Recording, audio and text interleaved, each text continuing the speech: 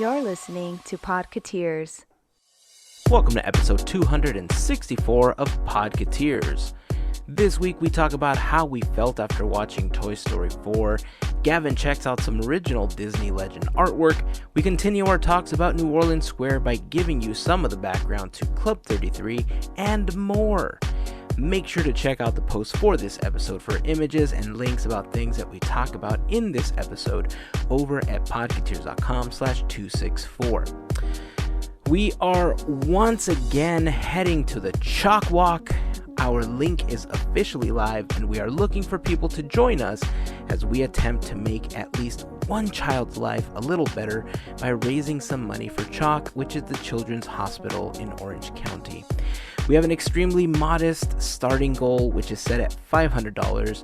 If you would like to join the team or just make a donation, you can do that by going to chalkwalk.org/teamboatwilly. Teamboat Willie is basically Steamboat Willie, but without the S, so it's super easy to remember. We would love it if you can come out and join us for this great event. We get together after for breakfast. It's so much fun seeing all the characters out, walking through the parks before it's open, but overall, like I said, it's for a great cause.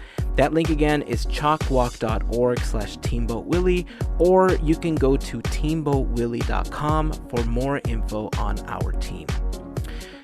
Before we start the episode, I want to send a big thanks out to the FGP Squad, our podcast Fairy Godparents, because it's their monthly support via Patreon that help make these episodes of Podketeers possible. If you like what you hear and you would like to help us grow, you can check out podketeers.com/FGP for more info on how you can join the FGP Squad or even provide a one-time donation. Once again, a huge thank you goes out to the FGP Squad for their support.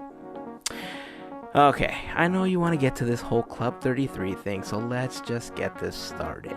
Here is episode 264 of Podketeers.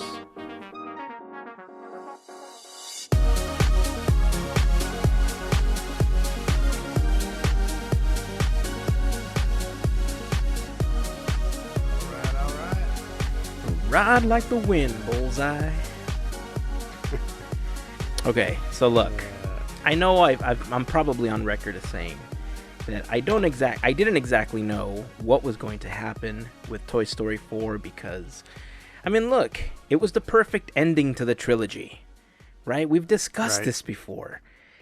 We have. But, I mean, someone must have been cutting onions in the theater because my eyes were getting all watery and I felt funny. I had this, like, funny feeling in my stomach. But wait, did you have that feeling throughout or in the last scene? Towards the end. Yeah. Yeah, towards the end. I mean, the rest of the film I thought was pretty well made, and the story they told I think was really well done. I was very concerned going into it. I think there's a lot of metaphors in this one about being a parent and just getting older in general. And I mean, I don't want to say anymore because I feel like it's going to give away a lot of the film at this point. But sure, I'll leave it at that. I think there's a lot of metaphors of life in this one. But as much as I felt that I didn't feel like I needed a Toy Story 4, they did a really good job with this one. I was not as impressed as you may have been with the film. I'm on record as saying, you know, kind of the same thing. Like there's no point to this one. That it's not necessary. I didn't think we needed 2 or 3 either, though, because it wasn't conceived as a series, and you know they were able to cap it off really nicely with the 3rd one. But this one, I didn't even feel like it felt like a Toy Story movie. It was so different. Okay. Visually, it doesn't look anything like a Toy Story movie, so I have huge problems with that. Okay, I'm glad you brought both of those things up because I want to elaborate on both.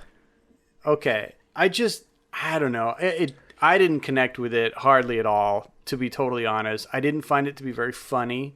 There was maybe a couple of chuckle out loud moments for me, but you know, it was nice in the end because it does get you in the feels right at the end, but I don't know. I didn't get the point of it the whole time. I was just kind of like, so what? You know, like, I don't know. I felt like they tried to bring us a bunch of new characters, which they didn't really develop. And I don't know. It wasn't as successfully done as Toy Story 3, which also brought a new set of characters and a new setting for them to have an adventure in. But they developed all those things so well, and they maintained an aesthetic feel that, even though the animation had advanced, still felt like Toy Story. It was lit the same way. It had the same color palette. This looks like it's from a different universe, and just the toys found themselves there. You know, like I have artistic problems with this movie. It wasn't a bad movie, but I feel like you could have put any set of characters in there and told this story. Like, it doesn't have to be the Toy Story toys. It could have been any toys. Right. And it would have been the same movie. Okay, so to comment on the new characters, I don't have as big a problem as you do with them, because I think, considering the setting, it was fine how they were introduced to me. I didn't have a huge disconnect with it. I don't have a problem with them. Okay, I just felt like they were flat. They were undeveloped. Yeah, and you know, like when they introduced Lotso, Huggin' Bear, and Ken, and all those characters from the preschool or whatever it is, the daycare center, like, they were real palpable characters, you know, that were either in the way or became comrades, and like, they were a real part of the story. These were just like throwaway side characters where we saw everything great about them in the preview. But it's a great, there's a great correlation to the setting of where they are, though. Because the setting moves around, and that's why I feel I'm okay with the characters. I think that if it was in a static location like Bonnie's room or whatever the case was, I would have had a bigger problem with it. But because of the setting, I was okay with them being those kind of like throwaway toys that you just kind of see once and you probably never gonna see again once you get home, type thing. Now, regarding what you said about it not feeling like a Toy Story movie, I understand completely what you're saying, because yes, cinematically, this was shot completely different than any other Toy Story. From the very beginning, we were given these cinematic shots where they were like swooping and panning and zooming and turning around things in this way that I've never seen them do before. So one, it is a testament to what Pixar has been able to do with Presto and with RenderMan. Sure. I have said for a very long time that artistically and visually, The Good Dinosaur is possibly my favorite film. And then in a close second is probably Cars 3. But this one kind of took the cake for me, because from a rendering standpoint, it's immaculate in so many ways. Like, there are some scenes where you cannot distinguish what is real life and what isn't. And the way that it was shot with clear depth of field, like, there was some shots where they were using zooming techniques and focusing techniques in order to guide you along with the story that didn't feel like a cartoon in general. Like, it didn't feel like an animated film. And I think that's where the departure is for me and possibly for you, that John Lasseter was at the helm for 3 other Toy Story films. And this one, we got to see something totally disconnected from John Lasseter. And so this one was shot in a way that maybe they wanted to do 1 or 2 films ago, but because it was John's vision, we didn't get to see it like that. You see what I mean? So now, honestly, I hope, and I don't want this to sound mean when I say this, but I never want to see a new Toy Story film ever again. Ever. Hear, hear. Ever. Like, I thought 3 was the perfect cap to the trilogy.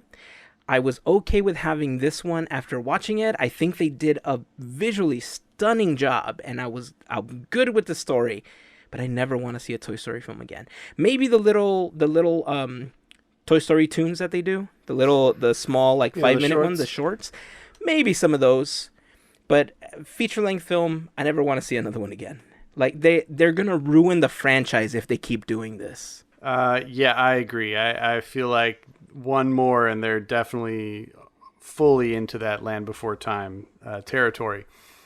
But I I don't know. I hear what you're saying on the visual aspects of it, and it was remarkable. But I don't go to animated films for realism. That's what live action's for. You know, I go for artistic expression through the art of animation. And at some point, it gets, you know, they go too far, I think. You know, I had problems visually with The Good Dinosaur because of the hyper realistic environments and the cartoony characters within them. I know. You know, I mean, it just at some point, like, I don't think this was the right vehicle for that film style, you know, because we have this visual history that precedes it in the Toy Story universe. It didn't make any sense to me visually. The other thing that was weird that you mentioned before, and I wonder if Olaf just completely killed it, but no Pixar short before this one. That was disappointing. What was up with that? I don't know. I guess I didn't realize that I hadn't seen anything about a new short, but it didn't occur to me until the movie started, and about 30 seconds in, I was like, oh wait, this isn't the short, this is the movie. That's what I thought. I was like, that's weird. They have a Toy Story short in front of a Toy Story film, and then it started. Yep, so that was weird. Do you think that maybe it was just because of a time restraint, or because of the new management at Pixar, they just decided we don't have to do this anymore? Do you think this is going to be something we see in the future? Because I hope it's not. Like, I really enjoy the shorts. I do too, but maybe they're trying to really push everybody towards watching the Spark shorts on YouTube. Oh, interesting. And then Disney Plus when that becomes a thing. Maybe. I don't know. I missed it, though. I was looking forward to a good Pixar short. Because they've always been great. Yeah. So I like those. You know, like, final thoughts on Toy Story 4. I agree with you. I don't think they should do another one. I won't be surprised if they do, unfortunately. But for me, I gave it like 2 out of 5 interesting stars. It was a miss for me. It really was. I think the best part about it was the Randy Newman music. I thought he did a fantastic job. But other than that, you know, it just didn't really feel like Toy Story. And I love Toy Story. I really do. I didn't feel like I went to a Toy Story movie today. It was meh for me. Interesting. But I'm super stoked about their next film, which is bringing us something completely new, and I can't wait for Onward to come out. Yeah, using the same font as Frozen. Gotcha. I don't care about the freaking logo. I care about the animation, man. It is something totally different, and it is refreshing to see something like that because we have seen a lot of sequels in the last decade from Pixar. Yeah, I'm not going to be as harsh on this film as I think you are about it. I think, like I said, because there's so many metaphors of life, I've said this before with some of the other films that we've watched, that Pixar does a really good, they have a really good way of wrapping life into what they present to you as a film. And this one had a lot of ways of doing this. Oh man, I want to say so many things, but I don't want to give away the film. So I think we're going to let it ride for a few more weeks and let people watch it. If you've had a chance to watch Toy Story 4 and you have some thoughts on it, you liked it, you didn't like it, without being too spoilery, we'd love to hear what you thought about it. I think you've heard 2 different perspectives here, and we'd love to hear where you stand on this whole thing too. So join the conversation over on the social networks. Podketeers on Facebook, Instagram, and on Twitter. Leave us your thoughts. We'd love to hear what you have to say, and we'll share those comments on an upcoming episode. Hey, did you see the SNL sketch a couple years ago where they were confronting the makers of Avatar for using the papyrus font? Oh, yes. Did you ever see Yes. that? Oh my gosh, it was so I funny. love it.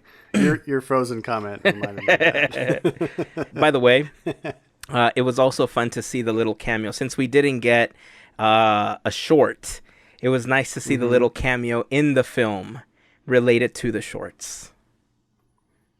Oh, I don't know what you're referring to. Oh, okay. So I'm about to say it, but I'm going to bleep it out in the podcast. Okay. All right.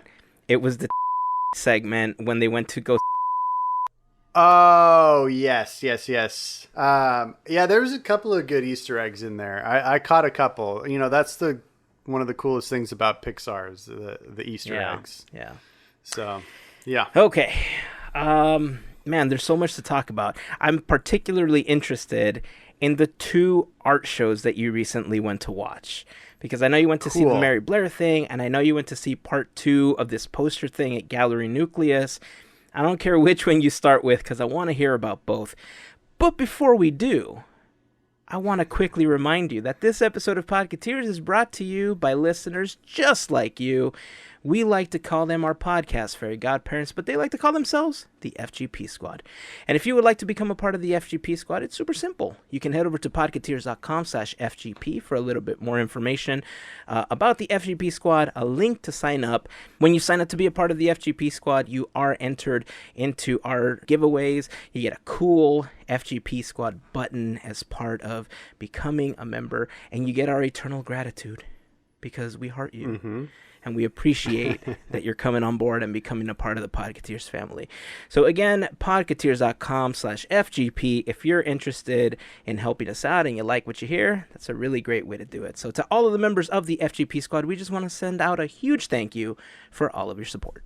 When you segued into that and you were like, but before we move on, I thought you were then going to say, here's some earthquake safety tips. Oh, well, now that we're on that topic, how are you after the last couple of rumbles in Southern California? Oh my gosh. Okay, so for those of you who aren't in the SoCal region and you're listening to this, in the last few days we've had a couple of rather large earthquakes. They happened 2 or 3 hours northeast of here, but we felt them big time. And man, those were the first real quakes we've felt in California, Charlie and I. And they're very, very different than the quakes we would get in Oklahoma, which were like 2 or 3 seconds long and just a quick little like jolt would happen, right? This is like the earth turns into a giant waterbed and you're trying to stand on it.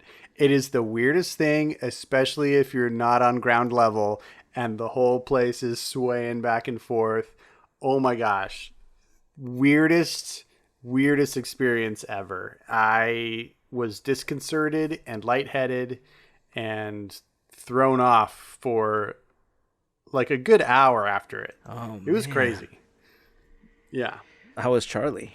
She was freaking out. Like because we had one that was like what, a 6.5 on the 4th. Yes. And then we had the and then 2 days 7.1. later we had a 7.1. Yeah. And that was the big one. And she was actually outside and I was inside. And so she was out there freaking out alone and she could hear things like falling in apartments around her. And it was just disconcerting. We didn't This isn't what you signed up for? We didn't know what to think. Well, nothing was broken. Our building didn't collapse and nothing was damaged. So like, we signed up for Disneyland, not for earthquakes. Right. Take 'em back. Well, on that note, I stayed home this weekend from Disneyland to make her feel more comfortable because she was worried I'd be like on the loop on Incredicoaster and another 7.1 earthquake would hit and a Final Destination scenario would happen. Yeah. No, I get that. Ironically enough, this last weekend, we made the announcement that Melissa was going to be helping her mom out, and so she wouldn't be able to record with us as frequently as she has been. Ironically enough, this weekend she had a little bit of help with her mom, and so she got, some time to herself. She was at Disneyland when the earthquake hit. Both of them? Yeah. Yeah, I know. That's crazy. So, everything seems to be okay. I saw some video and pictures of people getting evacuated from Smuggler's Run, and it was so funny because when I saw how many people were evacuated, I realized how many people can go on that attraction at once. Yep. It was insane really how many efficient. people were walking around Galaxy's Edge at that point. So to all of the cast members that were in charge of keeping everybody safe, everybody that had to work on evacuating guests from different attractions. Space Mountain stopped and all of that. Thank you for doing what you do. Thanks for keeping everybody safe. And, kudos to all of the trainers that help make that happen. We do have to be prepared, though, because there are usually aftershocks. Apparently, since then, there's been over 2,000 of them. And if anything, this is a reminder that we just have to be prepared, man. We have to create an earthquake preparedness kit. You want to have some comfortable shoes, change of clothes, some canned food, can openers, water. I think they recommend about a gallon a day per person. That is almost impossible in some cases, but you got to do your best. Yeah. And know how to shut off the water, know how to shut off the gas in your house. Those are always important. And there's several websites. You can Google it. There's a lot of information online about how to prepare that. But, first aid kits, medication. If you have pets, do not forget your pets. Obviously, have food packed for them as well. And another really important one is when the earth opens up in front of you and you can see the Holy Grail sitting down there on a ledge. Just let it go. No, just jump for it. Don't go for it. No. Just let it go. If that happens and you see it, I'm pretty sure it's a fake because the real one is in Dokandars. So, ha. Nice. Okay, so let's hear about these exhibits. I want to hear about these two shows. So again, I don't care which one you start with. I want to hear about both of them. All right, so I went to the Hilbert Museum on my birthday a couple weeks ago. It was your birthday? And yeah. Oh, dude, happy birthday, man. Thanks, man. I got my Podketeers shout out, so I'm good. And I went to the Gallery Nucleus show in the future next week. Ooh. So yeah, we decided not to go too far afield this weekend because of earthquakes and whatnot. So we are going to that next weekend. So I will come back you've made me a liar, sir. I've made you unaware of the truth. Gotcha. Yeah, so you've made me a liar. It just makes you misinformed. I apologize. But I don't know if many people know of the Hilbert Museum. It actually hasn't been around very long. It's actually the art museum at Chapman University. It was recently endowed by Mr. and Mrs. Hilbert. I don't know much about them except for they're the ones that put up the cash. And it's a really cool, small little art museum right in like the downtown Santa Ana area, or no, not Santa Ana, Orange, downtown Orange. Mm-hmm. And it's awesome. So they currently have a double feature exhibit right now of Norman Rockwell and Mary Blair. Ooh. So it's really cool. The Norman Rockwell side of it is basically featuring one new acquisition that they have, which it's an original of one of his was it Life Saturday Evening Post magazine covers. It's really dope. But the Mary Blair exhibit has, I would say, probably 20 works of art from her. That's nice. All kinds of mostly gouache paintings, as most of her concept work is, from the films. There's Peter Pan art, there's Cinderella art, there's Alice in Wonderland art, and then some of her individual stuff as well that doesn't have anything to do with Disney. Mm-hmm. But if you love Mary Blair, and I suspect that most of you do, and you're in the Orange County area, this is a super awesome chance to get up close and personal with some of her work. The museum doesn't cost any money to visit.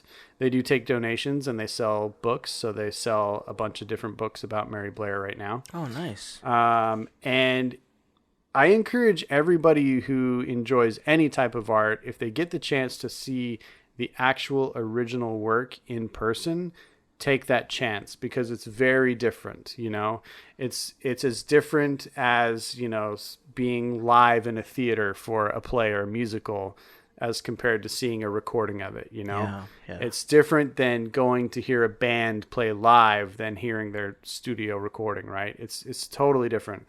So this is no exception. It was really fun for me to actually, it's the first time I've ever gotten a chance to see any of her original work in person.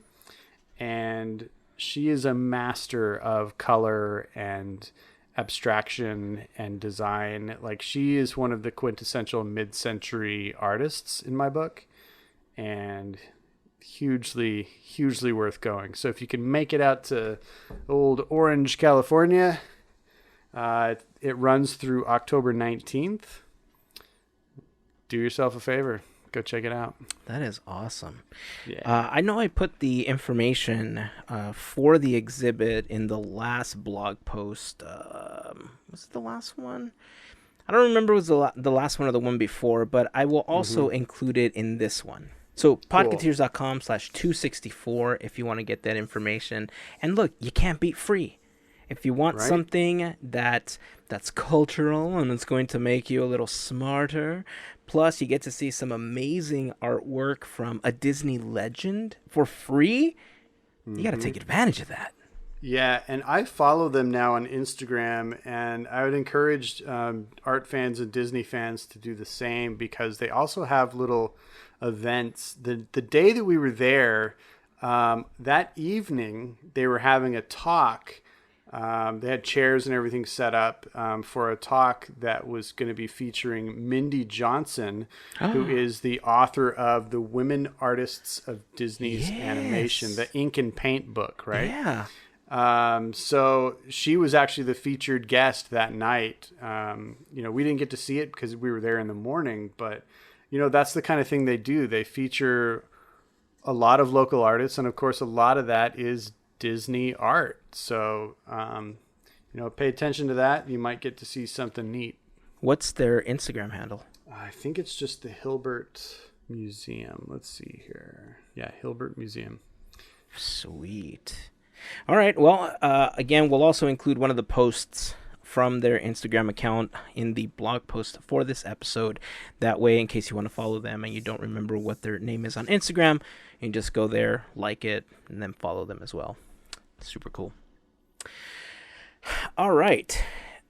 Do we have anything else to talk about before we jump into the main topic? People are all flutter about the Mulan teaser that dropped. I don't know what the controversy is about the Mulan trailer. What is that? It's not controversy. It's just excitement. Oh, people are just in a tizzy over it. I don't know why. I can't relate. As hard as I've tried, I just can't relate to this impetus for wanting a live action version of a cartoon. I don't get it. It's weird. Like, I definitely couldn't muster up the willpower to go see Dumbo. Which we saw, by the way. We saw on Friday. Oh, you did? Yeah. Okay. I didn't hate it. Really? Okay, yeah, cool, it was cool. Pretty well done. It was Nice. definitely very Burton-esque. It was way better than I was expecting it to be, because it was still very heartfelt. I think we made a comment when we first saw the trailer that it felt kind of Big Fish. It didn't seem like completely awkward and crazy, and it felt like it should have been, because it was carnival and circus related, and yet it wasn't. It was more heartfelt and Big Fishy than, it felt more Edward Scissorhands than Alice in Wonderland or anything else that he's recently done. Well, that's good. So overall, I did enjoy it. It's in Redbox. If anybody wants to grab it, a copy of it, you don't want to buy it. You don't want to spend the money on it yet. But if you just want to check it out, it is available on Redbox. And I will be eventually adding that to the collection. Nice. Very cool. Did you see Aladdin? Not yet. That's next. I have two movies that we're going to watch, unfortunately, after we record, which is Aladdin and Far From Home. I don't know what Spider-Man. that is. Far From Home. Oh, Spider-Man Far From Yeah. Home. Got it. Okay. I'm not gonna get to see Aladdin in theaters. That's for sure. I may go see Lion King. I don't know.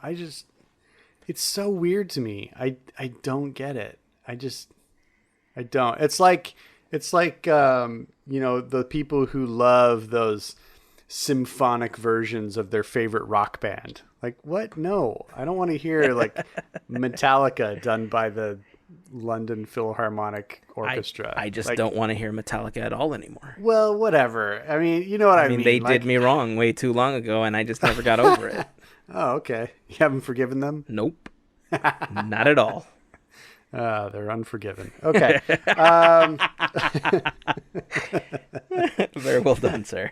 Yeah, so people are like flipping out over the Mulan teaser, which, okay, we'll see.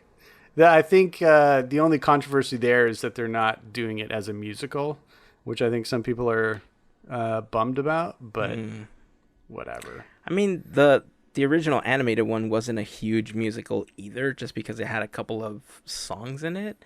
Right. So it's one of the films I least consider a musical from all of those films. So I don't know why people would be upset about it to begin with. Because all of the other ones are, I guess. I don't know. And they write extra songs for them. Like Jasmine's got a song now, and they did a song for Beast and Beauty and the Beast. Which, by the way, Evermore I love. I love that song. And I know she'll never leave me. It was a little too Les Mis for me. How dare you, sir? It was not my jam. What did you want it to be? Did you want it to be more Ren? 3,700 days I've been stuck in this tower. Like, what did you want? Yes. Oh, give me something reimagined, not recycled in a lamer way. Yeah, that's funny, dude. No, I'm happy for the people that love these movies. I just can't relate. That's all. You know, they're very, very, very successful, so they're doing something right. Yeah, that's true. It's just not something I need. And I almost feel like as successful as they've been with, Beauty and the Beast and Cinderella and everything that's come out, I feel like The Lion King is going to do better than all of them. It just might. I mean, it was the biggest hit of that decade for them, so I don't see why this one won't be the biggest live action hit for them. Yeah. Well, we shall see. I don't think Little Mermaid will, though, because people are up in arms about the casting for some reason. It'll be fine. I know. It's just I don't understand it. I don't either. I think she's gonna do great. It'll be fine. All right. Well, if you have any thoughts on this whole everything has to be remade into a live action film these days, leave us a comment. Again, we'd love to hear what your thoughts are on it, and we'll share those thoughts on an upcoming episode. Podketeers on Instagram, Facebook, or on Twitter. So in our discussions, I was reminded of another little thing that I thought was really cool. Do you ever use the app Waze to do any navigating? Every day. Okay, cool. So I am new to Waze, but I use it a fair amount now that I've discovered it because it helps me learn this vast network of streets and, this vast network of parking lots that Southern California is. And have you seen the little advertisement that's been popping up for Toy Story 4? No. Okay, there's been an advertisement that pops up and it asks you a question like, do you want to go into Toy Story mode or something like that? They've done that before. I finally clicked yes, and it turns the little avatar of my car into a little Buzz Lightyear car. That's cool. So I've been driving around for a couple of weeks in this little Buzz Lightyear car. It's kind of awesome. Yeah, I don't use it long enough for it to trigger that for me. Usually I just launch it to see what streets are most open for me because my commute isn't very long. Got it. But when I had a longer commute, the last one that I changed over to was when they did the Star Wars tie-in and you were flying around a TIE fighter. No! Yeah, it was super awesome. I hope they do that again for episode 9. Yeah, they've done those tie-ins a lot. And cool. I'm so glad that as an iPhone user, you are using a Google product because I think you've come to the realization that Apple Maps just isn't great. Is that what Waze is? Yes. Google?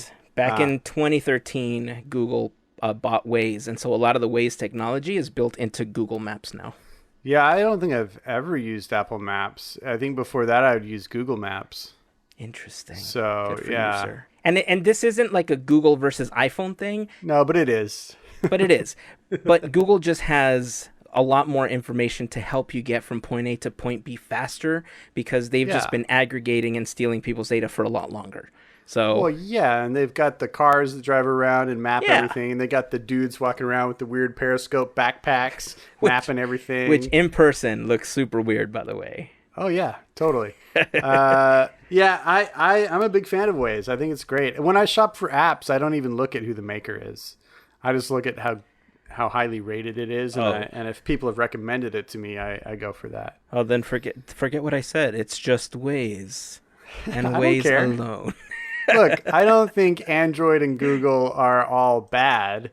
Their operating systems don't make any sense to me, so I don't use them. You know what? I just realized we haven't had a really good Apple versus iPhone debate on the podcast in a really long time. It has been a while. Yeah, you're right. You're right. I'm not going to start one now. I love the fact that my Mac and my iPad and my phone are like just synced up like they're Siamese twins all the time. I love it. You just move things easily back and forth. It's great. Ironically enough, so are my phone and my computer using Google products. Like Google Drive, Google Docs. They're starting to catch up. Google Sheets. Docs sucks. I hate Google Docs so much. They're Google terrible. Docs, look, Google Docs is fine when you just need to quickly write something up. Yeah, I guess. Like Google Sheets. Okay, I'm a huge Excel nerd. I love Excel. I think it's one of the most amazing, powerful, magical programs ever created. Google Sheets is the worst. It's like this tease of a spreadsheet. Yeah. And if you have something beautifully done in Excel and you move it into a Google Sheet, not going to work. Forget it. Nope. Forget it. Yeah. Google Sheets. And my company is obsessed with Google Docs right now. Like we have to do everything through that. And it's just painful. No, it's impossible. Oh. I mean, it is. Look, the price is right, compared to Office and Office 365. Sure. The price is totally right for Google Docs, and I understand why so many companies are doing it. I understand why schools are using it as the basis to teach kids how to use Excel and Word, through this free form factor. Mm-hmm. But yes, Google Sheets, I know we've tried to do like some stuff on there for us, and it is like Excel lighter, lightest light version. Yeah. And it's horrible. So I will agree with you on that. But you know what? I think we come from a different world, though, because I think for the people that are learning this for the first time, like the students in school, it's great. This is how they're going to learn how to do things. And I think it is done that way on purpose so that it doesn't scare you. Because when you look at the ribbons in Excel, for instance, you look at all of the tools that are available to you and you freak out. Most people look at it and they won't even touch it. They just say, hey, Heyzen, can you do the spreadsheet for me? Because they just don't want to even attempt it. Yeah. So basically everybody at my work, if they need a spreadsheet, they come to me. Yeah, that's how I am. Excel, I'm like the resident Excel nerd at work. So I get that. That's awesome. We should get together and do some spreadsheets. Dude. Have a spreadsheet party, bro. Dude, we totally should. Nerdiest thing ever. Wait, speaking of nerdy things, though, how is Wizards Unite going for you? You back on that, or are you still trying to pokey it up? A little of both. I just finished the event that was going on. They had a flora and fauna event that was supposed to be limited, and I finished it maybe 3 days ago. Mm-hmm. And I got to tell you, man, it was underwhelming. I usually finish a Pokemon event and I think to myself, yeah, I worked hard for this. But there's several aspects about Wizards Unite that just the point of entry versus Pokemon Go is starting to get kind of annoying, because with Pokemon Go, you can acquire items from either a Pokestop or a gym. And so if you have one within your proximity, you can still play without having to dump a lot of money into the game, like real world money. Okay. But with Wizards Unite, like when you try to get more Harry Potter scars to cast your magic or lightning bolts, you can only do it in the actual inns or greenhouses if you're lucky. If you find a fortress, which is a Pokemon gym, you can't get them there. They're only meant for fighting. And so for people that don't have inns near them, they have to dump real world money into this.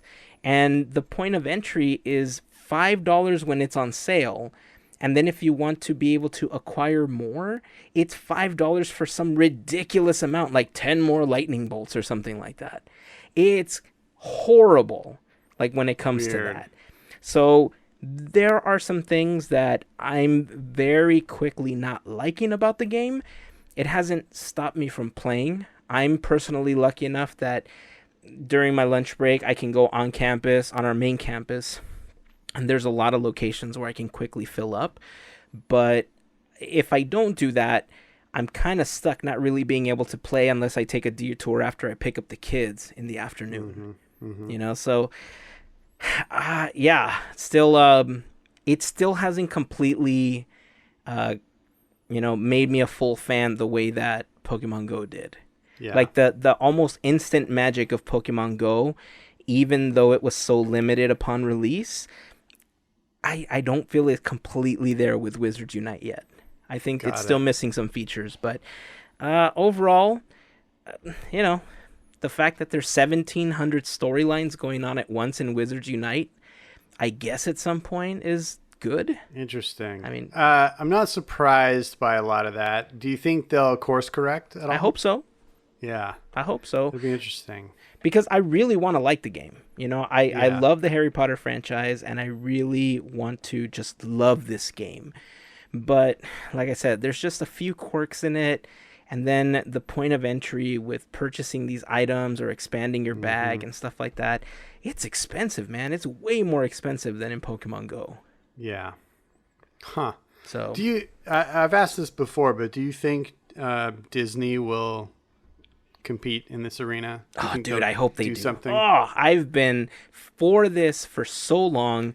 I wanted them to integrate something into the Disney Play app where you're trying to like high five characters in VR, or you're trying to catch Tinkerbell and the fairies in VR, or you're trying to collect cookies for Jack in VR, or like it's just catered to the land that you're currently walking around in.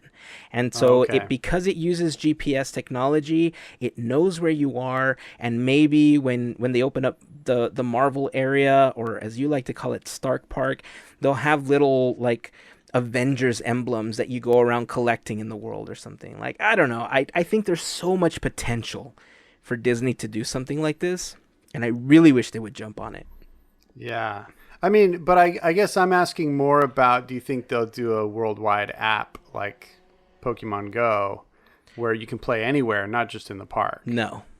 You don't think they will? No, because I think as much as there is appeal for Disney characters, I think there's more of an appeal of doing it as something that they can charge you for with food or concessions at the park. Yeah. You know what I mean? Okay. For everything else, there's Tsum Tsum, and there's Disney Kingdoms, and there's all those other apps that you can play that don't require you to be in the park. That's true.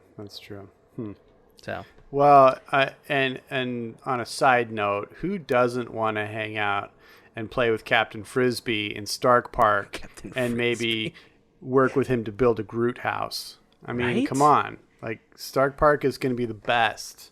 Or stand right next to the Hulk in VR and see who can smash the ground the fastest, I don't know. There's so much potential. So much potential. I'm so for it. Disney, let's do this. Let's develop a storyline. Let's develop a concept. I'm available. They're going to slap us with NDAs here because they've already started. That's fine. That just means we're on the right track, Gavin. Yep. All right. Well, I think it's time to jump into our main topic for this week. What do you think? Yes. My appetite is full. I'm ready to taste the delicious information which you're about to provide us. I don't know about how delicious it is, but before we do, I just want to remind you that if you can't join the FGP Squad, we have another really great way for you to help out the podcast. The next time you need to buy something on Amazon, start that purchase by going over to podketeers.com/Amazon and clicking on the big Amazon button. Because doing that is going to take you to Amazon's homepage using our special link, and anything that you buy may earn us a small commission as a thank you from Amazon because we mentioned them on this podcast. And guess what?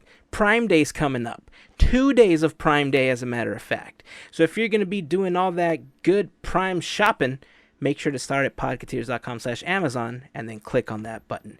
To everyone that's already taken a couple of seconds to do that before each of their purchases, we just want to say thank you for your support. All right.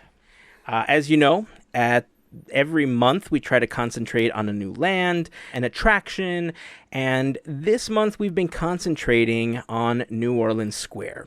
In the last episode, Gavin brought us the history of New Orleans Square, and in this episode I'm going to be talking to you a little bit about Club 33. So Club 33, it's a name that many have heard, and yet by comparison, so few have actually experienced. Mm-hmm. Back in the early days of the podcast, episode 33 to be exact, we gave a general history of Club 33. Now, you could totally go back and listen to that episode, but I'm going to TLDR it for you right now. But I'm also going to include some new information that I've learned since we recorded that original episode. So, as Disney was closing in on its first decade of operation, the genius of Walt Disney had spread far beyond the realm of the original 160 acres that he built his park on. By then, Walt had deals in place that would bring his and his Imagineers' creative and technical abilities to the 1964 and 1965 World's Fair. Overall, Walt and his Imagineers would become involved in 4 attractions. Something that we touched on in episode 248 when we talked about Great Moments with Mr. Lincoln, which was sponsored by the state of Illinois. They also created the Magic Skyway, presented by Ford, It's a Small World, presented by Pepsi-Cola and UNICEF, and the Carousel of Progress, located in General Electric's Progress Land. Overall, one of the best things that came from that for the Disney company was the ability to do R&D on the tech that they had already developed, but on someone else's dime. So what does this have to do with Club 33? I'm so glad that you asked, Gavin. See, one of the best views that we get into the past of Club 33 comes from Disney legend Jack Lindquist in his book, In Service to the Mouse. You see, one of the things that stuck out the most to Walt about the World's Fair was the VIP lounge experience. In particular, the VIP lounge that was only accessed by elevator in the General Electric pavilion. Of all the things in the lounge, though, the one that stood out the most was the bar. And since all 4 attractions were fondly received, Walt began negotiating with the sponsors to bring those attractions to Disneyland. And during those negotiations, General Electric said that they would love to continue their sponsorship as long as they had a VIP lounge with booze. This was a problem for Walt because he had always intended on Disneyland being a dry park. Negotiations almost fell through until Walt came up with a solution. Instead of creating a VIP lounge that was attached to the attraction, he would instead offer to create a VIP lounge that did serve alcohol with meals in a brand new area of Disneyland that was being built, which would become New Orleans Square. General Electric agreed, and the Carousel of Progress would be coming to Disneyland, and thus began the legacy of Club 33. So, as we talked about in the original Club 33 episode, there is some speculation about where the name Club 33 actually came from. Some say that it was named after the original 33 sponsors of Disneyland when it opened, but there is some evidence out there that shows that Disneyland had way more than 33 sponsors because some came and went over the years. So it's caused some contention. Now, there is documented proof that when the club opened, there was 33 corporate sponsors at Disneyland, and so many are inclined to say that this is enough proof to say that the club derives its name from that sponsor list itself. Jack Lindquist, however, said that Walt just liked the number 3, and they went with a name that reflected that. But Walt passed away prior to the opening of Club 33, so it's kind of hard to say if that was actually the case. Some even say that it's named after the address in New Orleans Square, which is technically the story that Disneyland cites. And yet there are others that have gone as far as arguing that it was because Walt was a 33rd degree Mason that gave the club its name.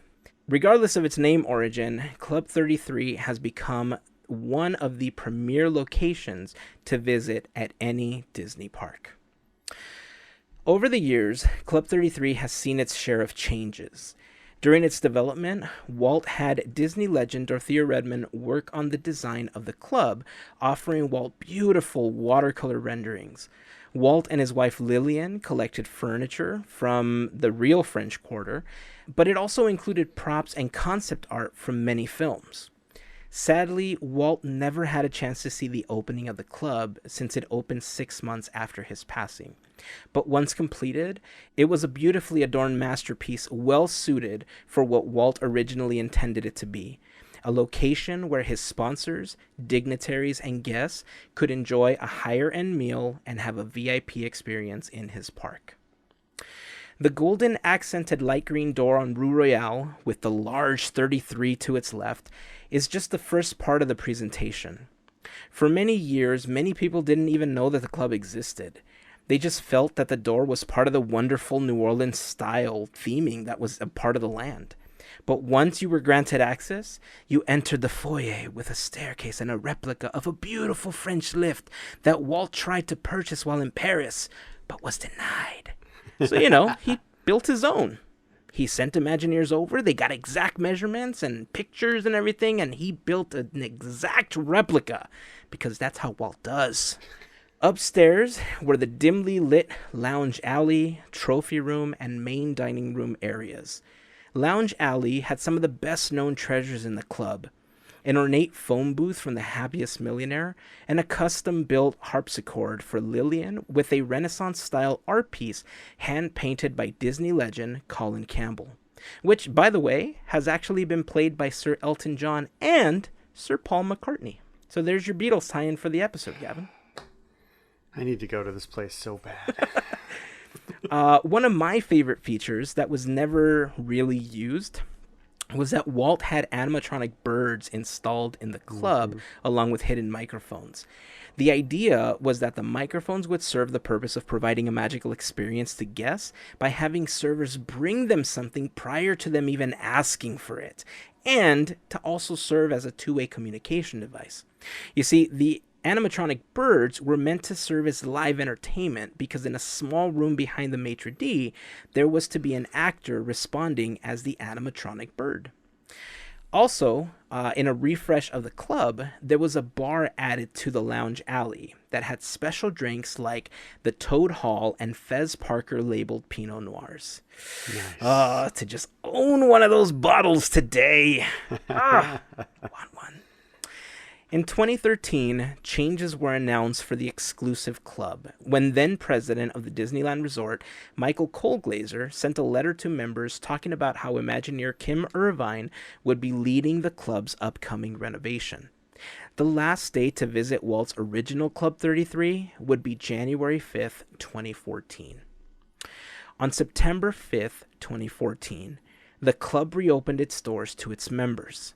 As part of the reimagining of the club, Lounge Alley and the Trophy Room were removed, making way for a new dedicated kitchen for the club, because until then they had shared one with the Blue Bayou. The hallways were also widened, the areas were made much brighter, a new wine cellar was installed. The main dining room was redesigned to include large windows for more elegant and a lighter setting. New flooring was installed and was renamed Le Grand Salon. Drawing inspiration from Tiana's place from the film The Princess and the Frog, Kim Irvine used what was once storage above the French market and expanded it to become Le Salon Neveu. I nailed that, right? Yeah. Oh, your French is impeccable. I know. What can I say? Yeah. They install beautiful skylights, a gorgeous grand piano adorns the room, and a hand-carved wooden bar were installed and were all based on the original design concepts created by Dorothea Redman.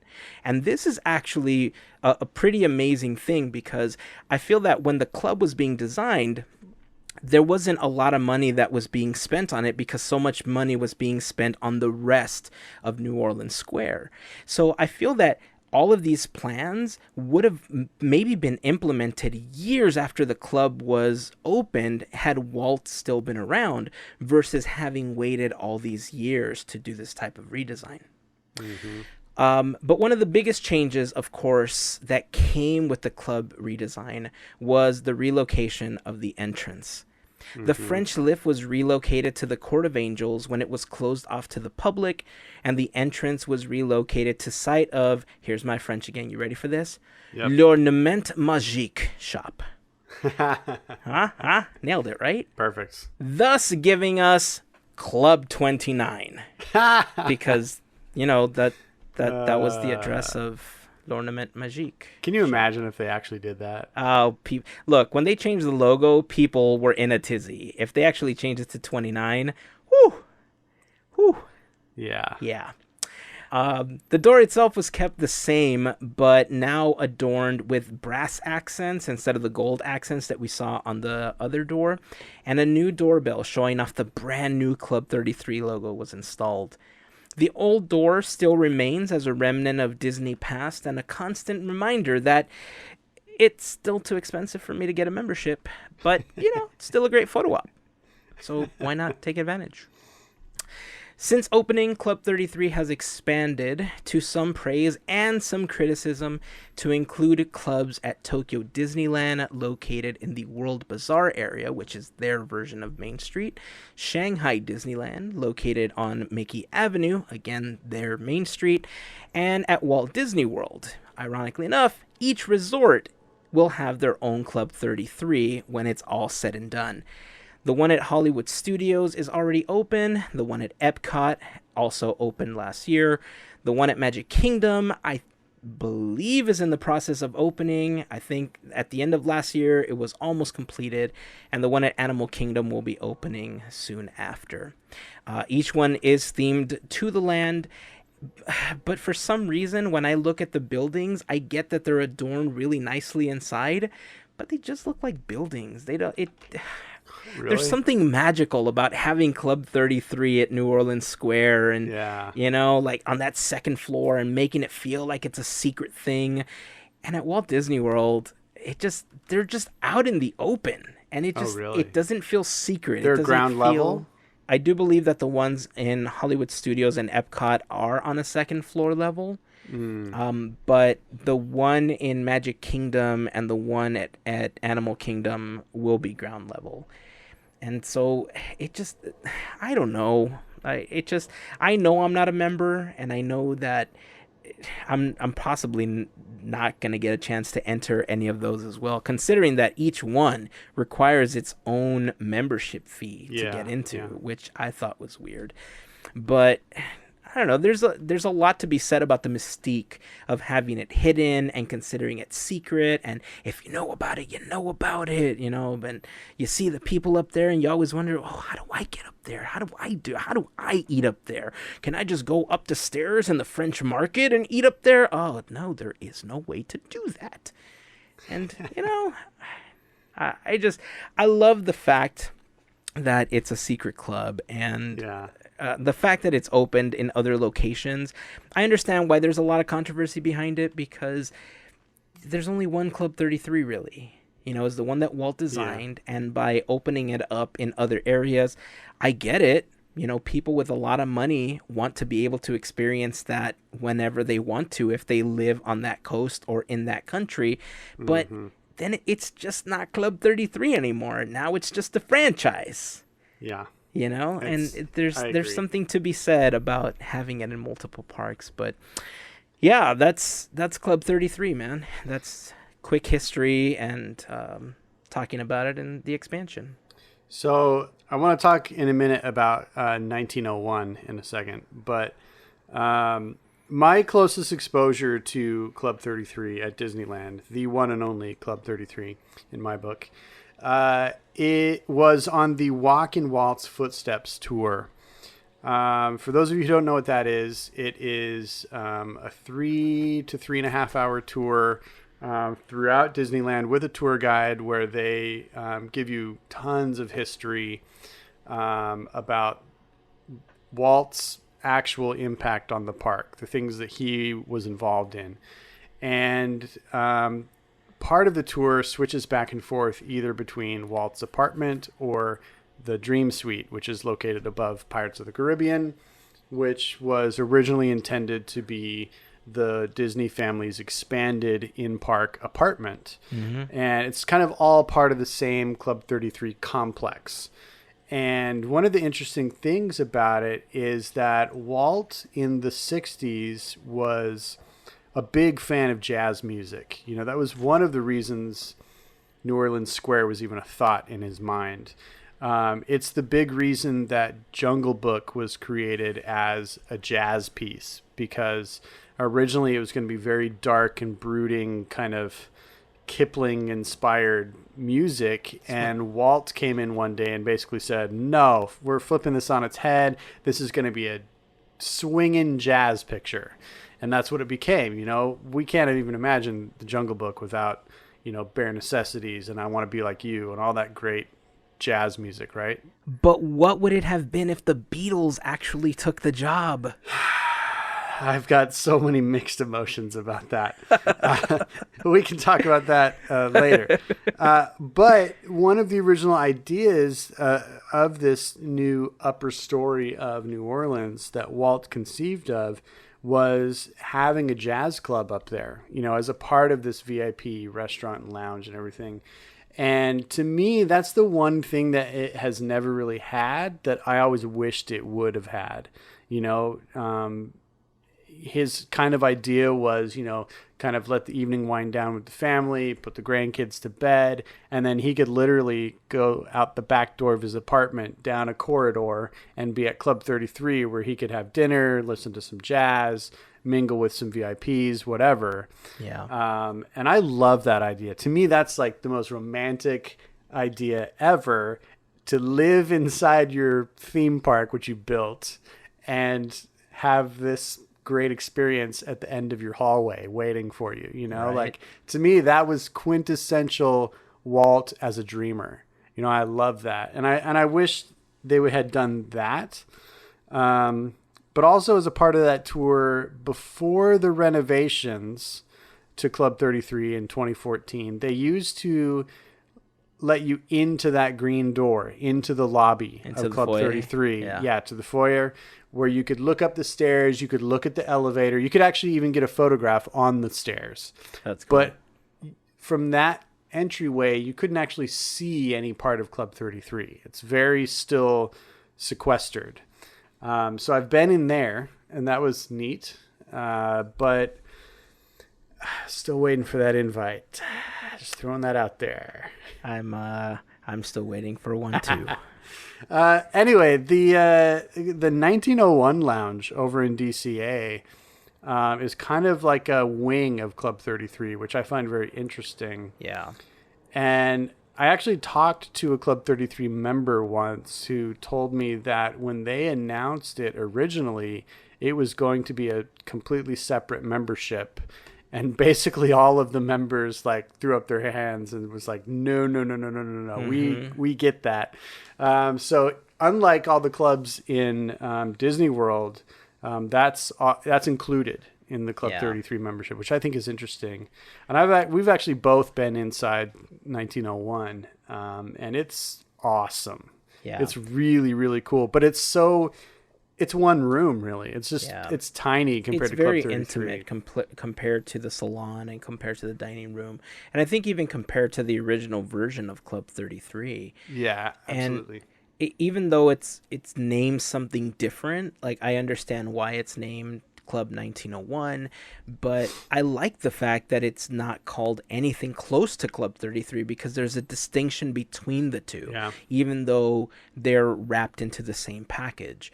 the other ones are being branded as Club 33. And like I said, although it may be adorned inside with, upscale furniture and to make it look like this really lavish experience, I don't know. I think it takes away some of the magic of knowing that there isn't a unique Club 33 anymore. Mm-hmm. There's just Club 33 franchise around the world.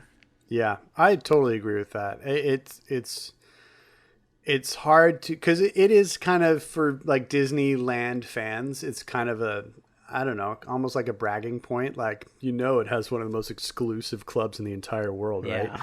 And now it's kind of watered down, because you have to say, well, there's one at all the parks, but this one Almost was the original, parks, and yeah. blah, blah, blah. Yeah. It's just, it does take away from it. I agree. I have no idea how exclusive those other clubs are. I mean, the Tokyo one has been around forever, and I assume it's kind of the same exclusivity. But when you've got 4 of them at Disney World, and like, I don't know, like, who's clamoring to buy the Hollywood Studios Club 33 membership? Like, is it that neat? I don't know. I mean, I'm sure that with the way that Hollywood Studios is being positioned to go into the future, with Galaxy's Edge coming in and all of the renovations that are coming to the park, I think it's going to be more appealing to that type of fan that really enjoys that experience. Because I feel that Walt Disney World does have a lot of fans that are dedicated to the individual parks themselves. Like, there are people that are hardcore into Epcot, hardcore into Magic Kingdom, hardcore into Animal Kingdom, because they just love the safari, they love Pandora, and the same thing is going to happen with Hollywood Studios. So I understand that, but the fact that they're all split up is just weird. I don't know. Like, if they only had one at Magic Kingdom, which seems to be like the closest, relative to Disneyland, maybe, and they were each on their respective main streets like they are in the other parks. But the fact that each park has one, just, I don't know. At that point, it just feels more like a money grab than anything else. Yeah, I agree. I mean, I get it's the same concept everywhere. It's nice to have a VIP area. Because think of all the executives that run Disney World. The presidents or VPs or whatever that run that. They're also entertaining executives out there. For whatever projects they're doing and whatever, so I get that they would want to have an exclusive place out there, but yeah, having one at every park, I don't know. Yeah, it reduces the magic of the exclusivity of it, I guess. Especially when they're out in the open, at least to me. Yeah. Oh, yeah. The fact that they're not, because a lot of people, when they go to Disneyland, if they're not, really into Disney culture, they don't know that there's something up there. Right. Like, And you have to tell them. And even 1901 is fairly hidden, because it's you see the super main hidden. doors of Carthay Circle, and Yeah. you just think that you're entering the lounge area for Carthay. But if you're not aware of the Club 1901 door, then you don't even know that there's a whole separate secret club in there. Yeah, it's well hidden. I actually assumed that it was either part of the second floor or that there was a third story until I went there and saw it for myself. Because I never perceived that door on the right led to a different part of the building. Because I guess I just pictured it as a side door for the lounge. I don't know.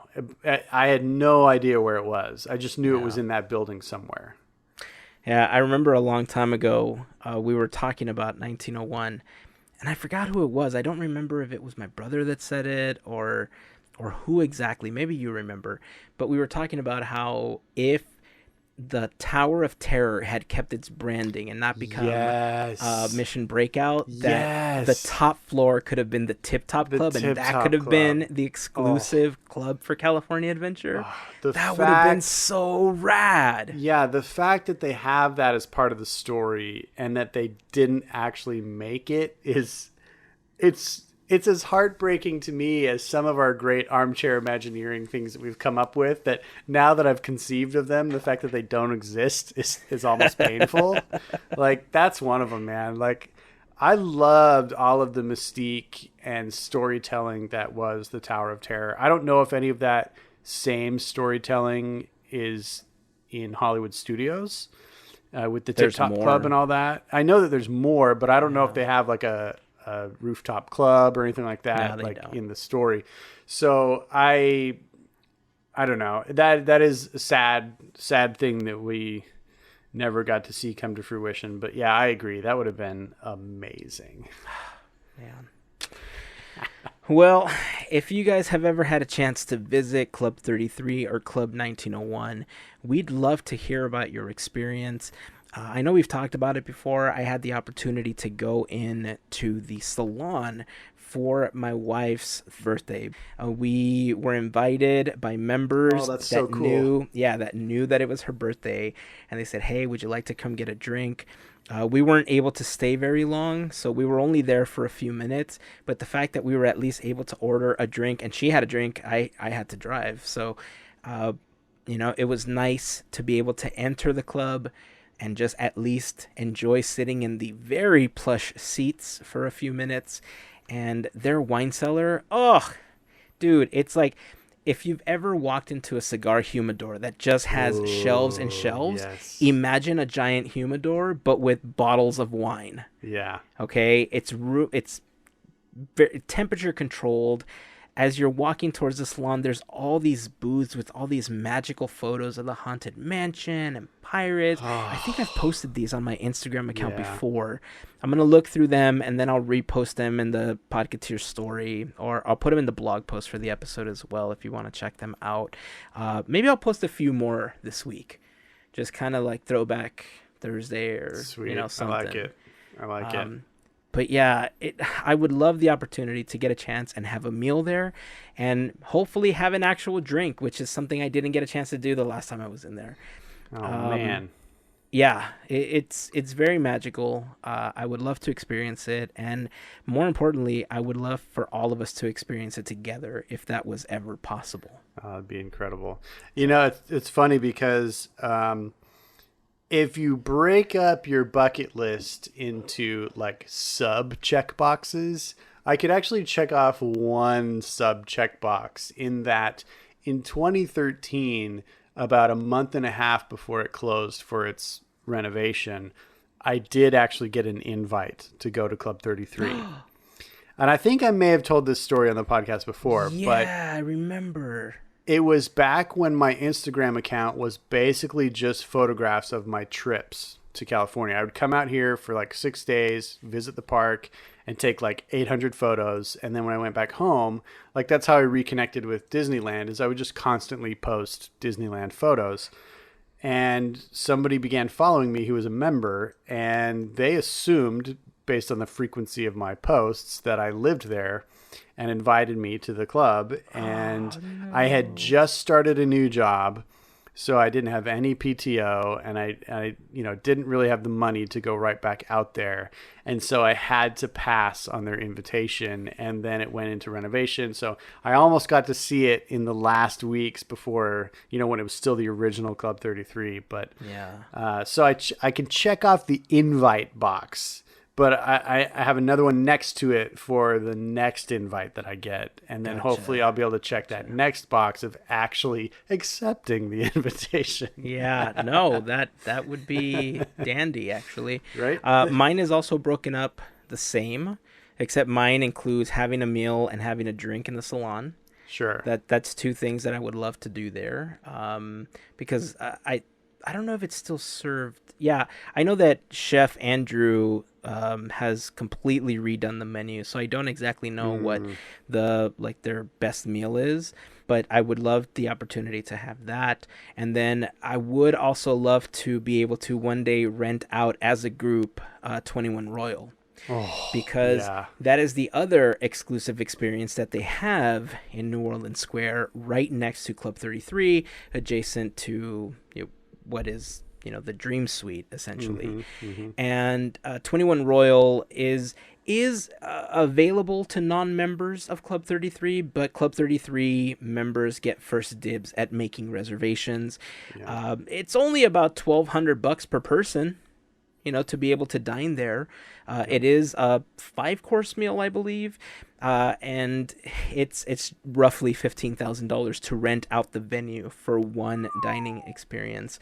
So if you and 14 of your friends want to get together and rent it out to split it up as evenly as possible, that might be the best way to do it. But yeah, 21 Royal is certainly on my list. Having a meal in the new dining area of 33, having a drink in the salon and enjoying some music, because nobody was playing music the day that we were there. And then I can knock 1901 off my list because we conducted an interview there. So that was pretty awesome. Yeah, that was like a double bucket list moment. It was totally a double bucket list item. That's amazing. It's awesome. So yeah, again, like I was saying, if you've had the opportunity to visit Club 33, 1901, or even 21 Royal, we'd love to hear your thoughts on your experience at any one of them. Just like I said, join the conversation. Leave us a comment on the blog post for this episode, podketeers.com/264, or on Instagram, Facebook, or on Twitter. Just search for Podketeers. All right, dude. Anything else before we wrap up the episode? That's it? Yeah, We're that's done? it. That's it.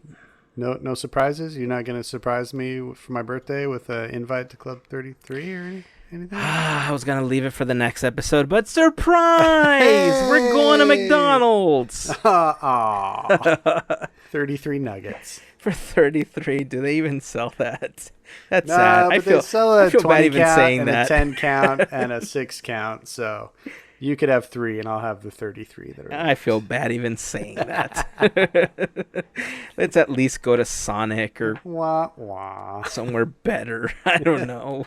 Oh, speaking of, are you familiar with Bruxy chicken? No. Okay, it's in Orange, in like the Old Town Orange section. It's Bruxy something, like Bruxy chicken and waffles. Oh my gosh, dude. Really? It's our new favorite. We've had it twice this weekend. Really? Oh, good. Yes. Okay. Yeah. 10 out of 10 stars. Okay. Well, the next time I come over, we're going to go grab us some Bruxy then. I like it. All right. All right. Well, that is going to wrap it up for this episode. So until next time, keep dreaming, keep moving forward, and always remember to pass on the magic. Have a great week, everyone. Made you look.